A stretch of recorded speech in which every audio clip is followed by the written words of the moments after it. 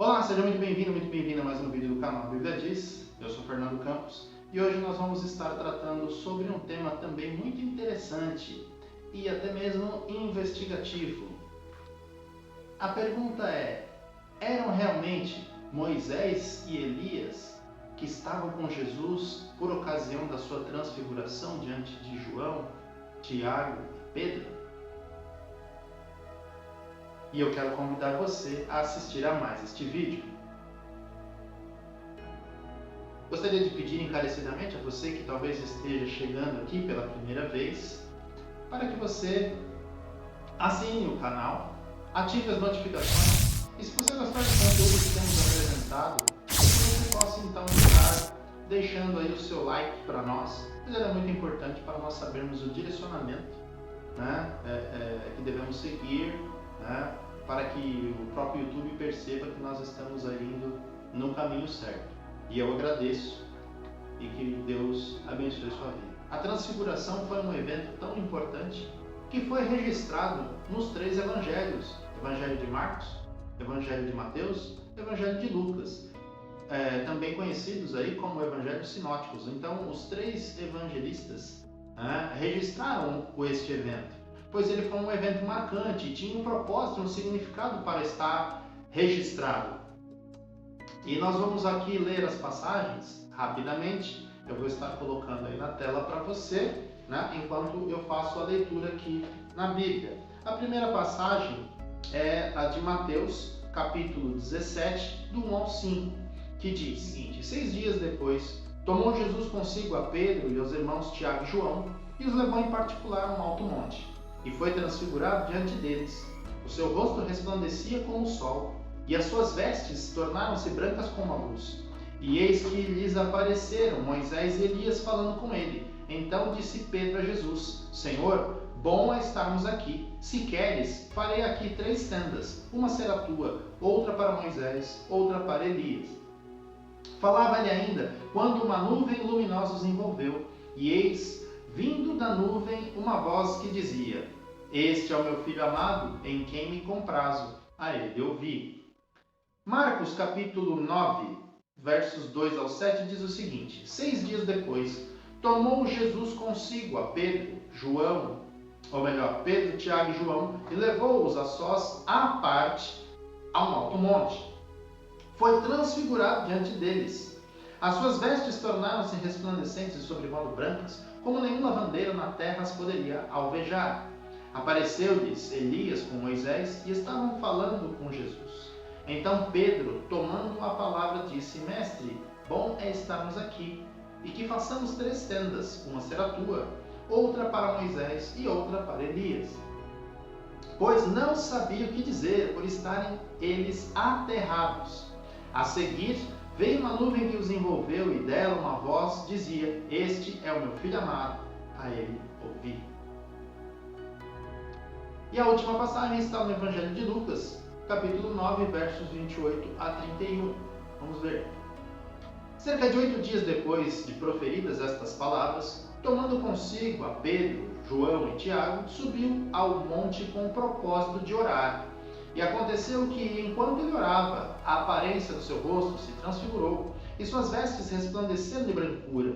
Eis que 2 varões falavam com ele, Moisés e Elias, os quais apareceram em glória e falavam da sua partida, que ele estava para cumprir em Jerusalém. Isso é Lucas capítulo 9, versículos 28 até o 31. Bem, aí nós vemos algumas questões a serem levantadas, Talvez as pessoas perguntem, alguns teólogos apontam que os possíveis montes, onde Jesus poderia ter ido, uma hipótese trabalha com o Monte Tabor, e outra linha segue a característica de que Jesus teria seguido para o Monte Hermon, já visto que ele estava na região da Galileia. Enfim, seja no Monte Hermon, seja no Monte Tabor, o fato é que Jesus, em um determinado momento, depois de ele proferir um discurso no qual ele fala para os seus discípulos, ele sobe ao monte. À parte, ele levou esses 3 discípulos com ele, que eram, vamos dizer assim, o círculo mais íntimo de Jesus. Lá subindo, ele é transfigurado diante deles. Os discípulos conseguem ver isso. De alguma maneira, eles conseguiram ver. E essa é a discussão. E eles veem duas pessoas, dois homens, né? São identificados como homens, né? Pelas passagens que lemos. Não estavam identificados como anjos, né? Mas eram identificados como figuras humanas. E eles entenderam, né? Por alguma razão que nós não sabemos qual é, que seriam ou que se tratavam de Moisés e Elias. E aí vem a curiosidade a respeito daquilo que nós estamos tratando no vídeo. No caso de Elias, falando aí, se eles entenderem, né, que se tratava especificamente de Elias e Moisés, no caso de Elias, faria um certo sentido, visto que ele foi arrebatado, né, conforme nós temos o relato lá em 2 Reis, capítulo 2, verso 11, ele foi levado no redemoinho, depois que um carro de fogo aparece, Eliseu é testemunha desse evento, e Elias é levado, né? Ele teria sido aí arrebatado, né? Então, esse é o testemunho que as escrituras registram. Elias, então, teria sido arrebatado. No caso de Moisés, as informações que temos, de que há uma teoria, né, de que acreditam que Moisés teria sido ressuscitado, com base em algumas informações. Mas a Bíblia nos diz, pelo menos em algumas passagens, a respeito de, por exemplo, Josué capítulo 1, verso 1, de que Moisés realmente havia morrido. Deuteronômio capítulo 34, dos versículos 5 a 7, também vai falar que Moisés morreu, né? Embora destaque o fato de que ele tinha já 120 anos, e que ele conseguia enxergar bem, de que o vigor, né, físico não tinha sumido dele, quer dizer, simplesmente fala que olha, ele morreu e foi sepultado. Aí vem a pergunta, os discípulos, eles teriam tido uma visão, né, como aconteceu, por exemplo, com Pedro, lá no livro de Atos dos Apóstolos, quando ele está ali perto da hora do almoço, ele tem uma visão daquele lençol com aquele monte de animais, onde a voz fala para ele comer e se alimentar, ele fala que não quer, por 3 vezes ele tem essa visão, né? Seria uma visão como Daniel também teve, né? Ou será que eles realmente presenciaram fisicamente, foi um fato físico que deram para eles perceberem com os sentidos dele, né? Porque a visão, nesse caso, é bom deixar claro aqui, ela é diferente do sonho, né? O sonho geralmente a pessoa está dormindo e aí o Senhor vai e dá o sonho para ela, como aconteceu com José, por exemplo, por ocasião dele ter que descer ao Egito, né? Quando Deus, já sabendo do plano dele, da intenção dele de cancelar o casamento com Maria, de abandoná-la em segredo, etc e tal, né? Mas vem um sonho, é diferente, foi uma visão, a visão é de olho aberto, né? O que quer que os discípulos viram marcou fortemente a vida deles, tanto que está registrado aí nos 3 evangelhos. A pergunta é, eram realmente Elias e Moisés? Sendo que um, pelo que entendemos das escrituras, estava morto, havia morrido, de morte morrida mesmo, e o outro foi, até onde sabemos, né, teria sido arrebatado, né?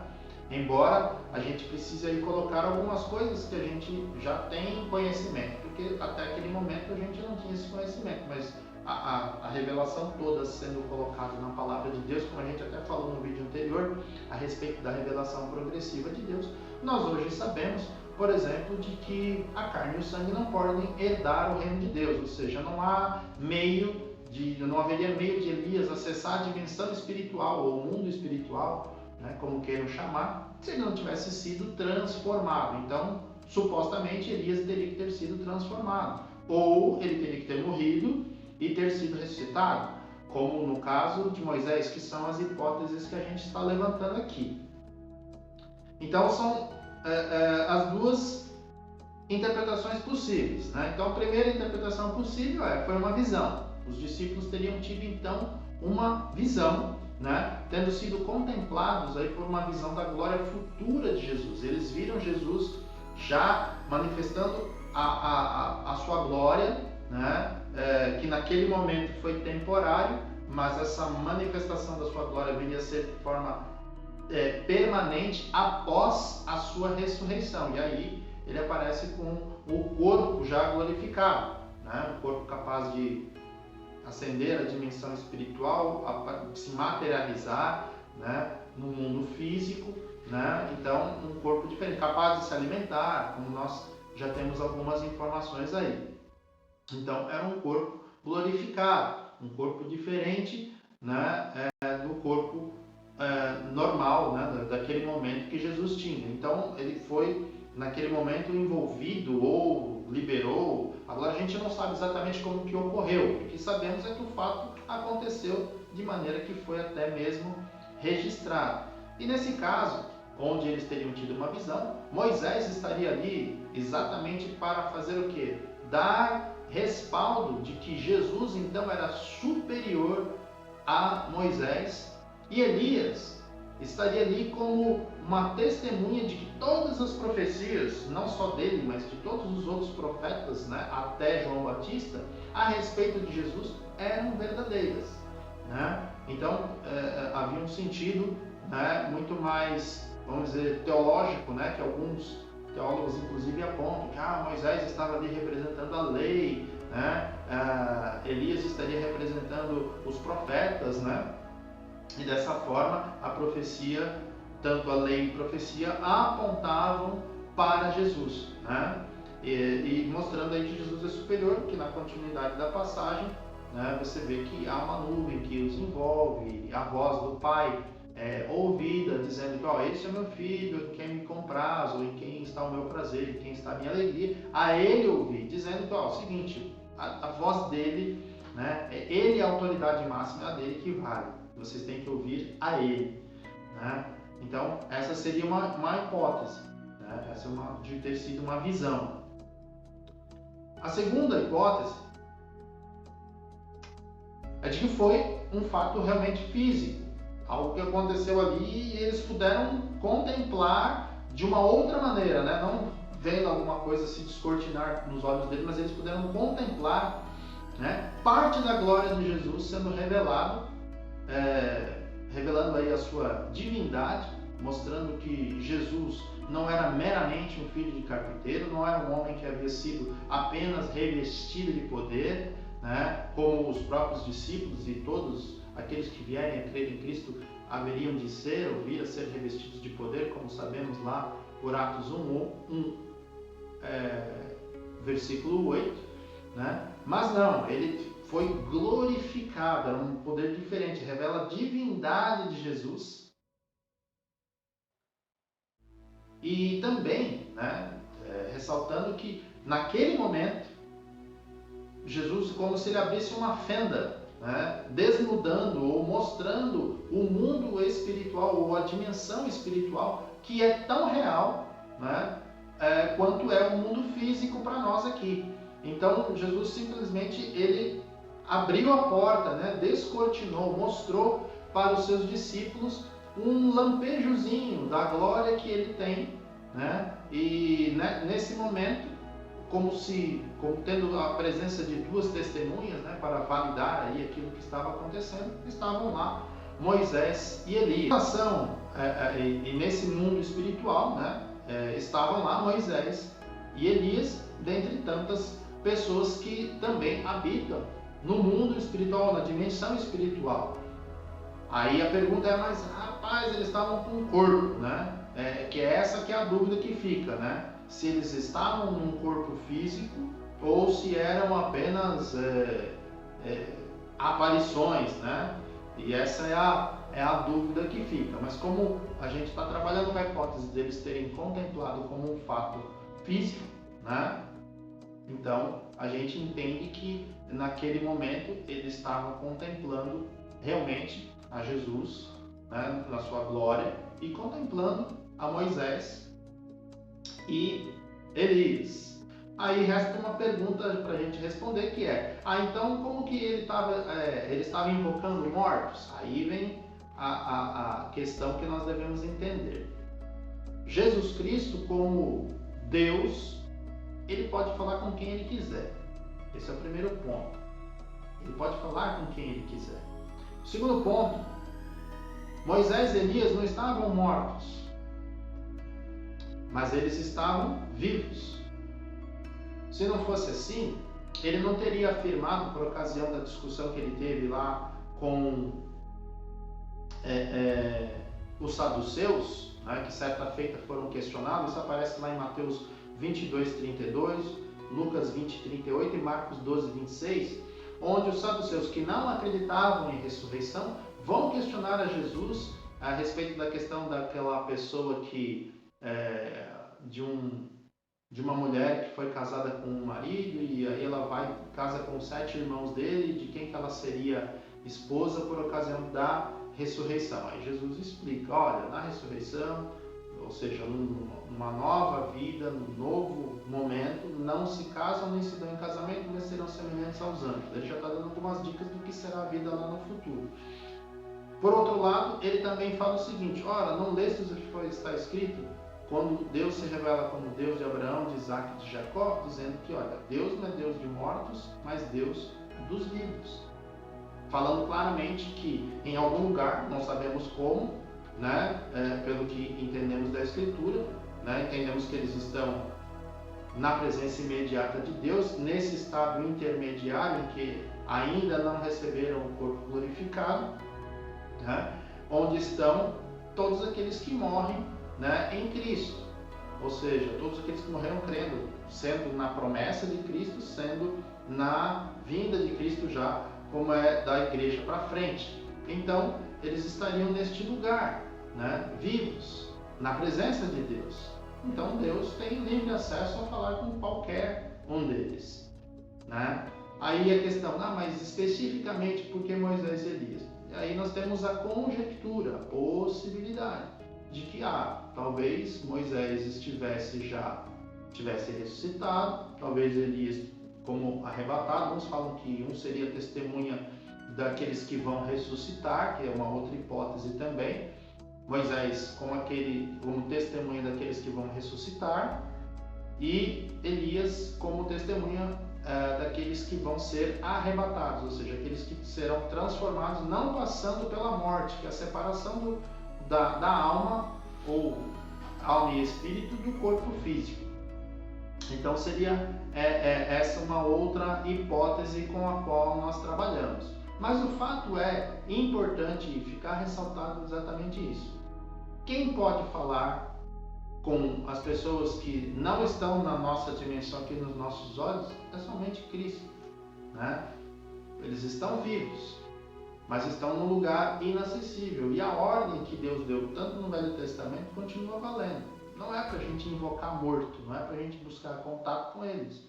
E isso tem que ficar muito bem claro. Ele, sendo Deus, pode falar com quem ele quiser, até porque eles estão vivos. Veja que o próprio Cristo, por ocasião da tentação no deserto, ele fala com Satanás, que é um ser espiritual. Jesus, então, o motivo da transfiguração foi exatamente para comprovar algo que ele havia falado nos versículos anteriores, na verdade no capítulo anterior, lá em Mateus 16:28, que diz o seguinte: em verdade vos digo que alguns há dos que aqui se encontram, que de maneira nenhuma passarão pela morte até que vejam vir o Filho do Homem no seu reino. E aí, na sequência, no capítulo 17, é o momento em que ele vai para o monte e mostra a sua glória para os discípulos. Então fica ali uma questão muito interessante, dele estar revelando a glória, e pouco tempo depois disso ele vai para Jerusalém, onde segue-se lá o momento da sua traição, da última ceia, da morte e da ressurreição de Cristo e da ascensão. Já, vamos dizer assim, dando início, né, ao processo da implantação do reino de Deus, né? Então, Cristo desnuda isso para os seus discípulos, para que eles pudessem ver. Olha, vocês estão vendo aqui o Cristo já glorificado antes mesmo dele ter ressuscitado, para mostrar que isso ia acontecer. Era mais uma prova de quem ele era, então, portanto, a morte não poderia segurá-lo, né? Então, esse é um fato muito interessante. E foi exatamente isso que ocorreu tanto em Mateus 17, quanto a passagem de Marcos capítulo 9 e Lucas 9. Então, o propósito foi realmente registrar, né, que o reino de Deus estava desnudando, estava vindo, estava se descortinando diante dos olhos dos discípulos, que logo na sequência dos fatos viriam ver o seu mestre ser traído, julgado, açoitado, morto, né? Veriam ele ressurreto, né, como ele disse que faria. Então, que isso possa ficar guardado no seu coração. A transfiguração serviu para mostrar verdadeiramente quem Jesus era, né? A divindade, quem ele representava desde o começo. Então, que Deus possa abençoar a sua vida através desse breve estudo, né? E que você possa vir a ser edificado. Guarde essa última parte. Esse é meu filho amado em quem eu me comprazo. A ele eu Cristo. É disso que eu e você precisamos. Que Deus te abençoe. Até a próxima.